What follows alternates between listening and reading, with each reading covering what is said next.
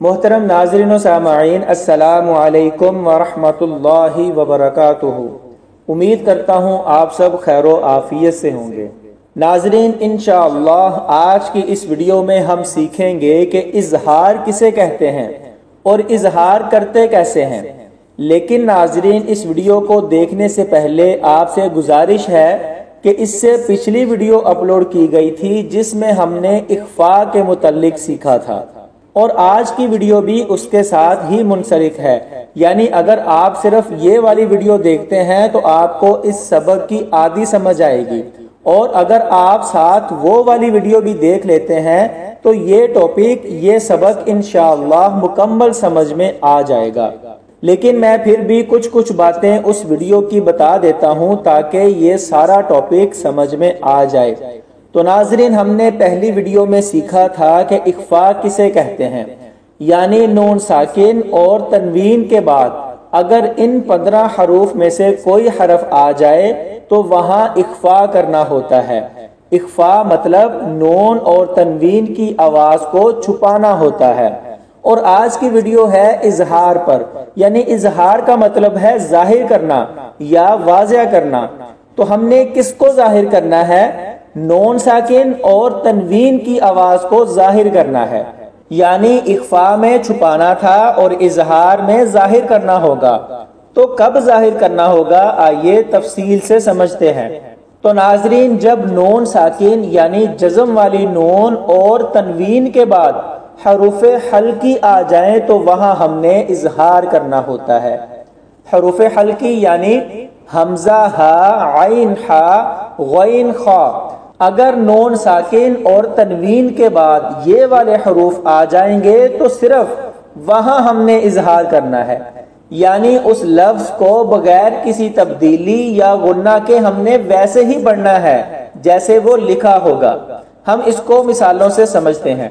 یہاں اس آیت میں ایک لفظ ہے ان اکون، اس میں دیکھیں نون ساکن یعنی جزم والے کے بعد حمزہ ہے جو حروف حلقی میں سے ہے، تو اب یہاں اظہار ہوگا، یعنی نون کو مکمل جزم کے ساتھ پڑھیں گے۔ کیسے؟ ان اکون، ان اکون۔ ناظرین، اسی آیت میں اخفاء کرنا بھی بتا دیتا ہوں تاکہ یاد دہانی ہو جائے۔ اس آیت کا ہی یہ لفظ دیکھیں، تذبحو، نون ساکن یعنی جزم والی کے بعد حروف حلقی نہیں ہے، اور جن 15 حروف پر اخفاء ہوگا ان میں سے تا بھی ایک حرف ہے۔ تو اب اس کو کیسے پڑھیں گے؟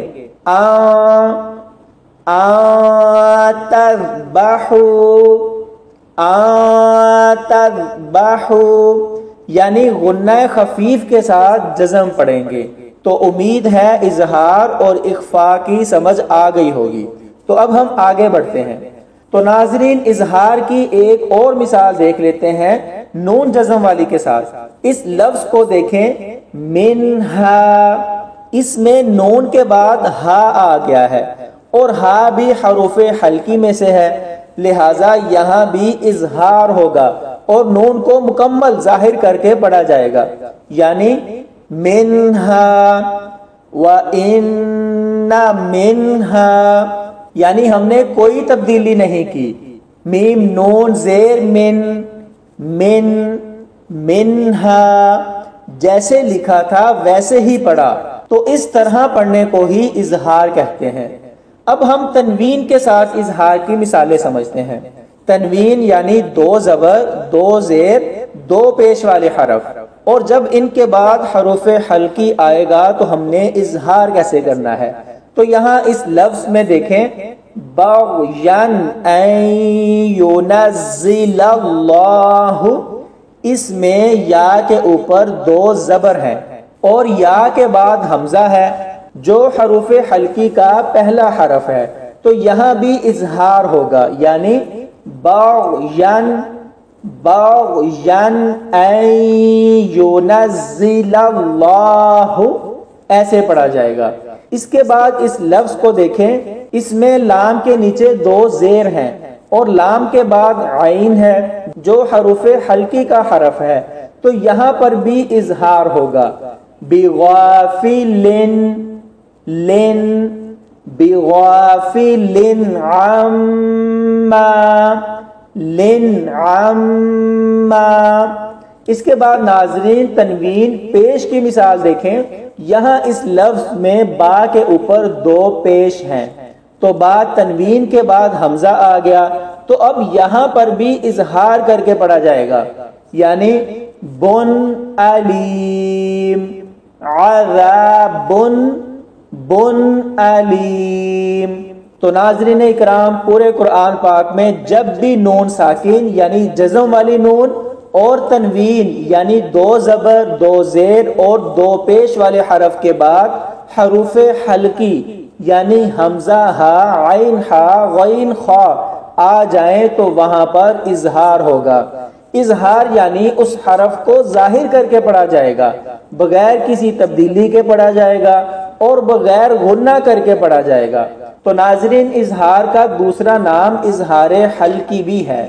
تو آج کی اس ویڈیو کا خلاصہ یہ ہوگا کہ نون ساکن اور تنوین کے بعد ان 15 حروف میں سے کوئی حرف آ جائے تو اخفا ہوگا اور نون ساکن اور تنوین کے بعد حروف حلقی آ جائیں تو اظہار ہوگا. امید ہے آج کی ویڈیو مکمل سمجھ میں آ گئی ہوگی. اگر ویڈیو پسند آئی ہو تو لائک کریں اور زیادہ سے زیادہ لوگوں تک پہنچائیں تاکہ ان تک بھی یہ معلومات پہنچ جائے اور وہ اپنی اصلاح کر سکیں. اللہ پاک ہم سب کو قرآن پاک صحیح تلفظ کے ساتھ پڑھنے اور سمجھنے کی توفیق عطا فرمائے. آمین یا رب العالمین.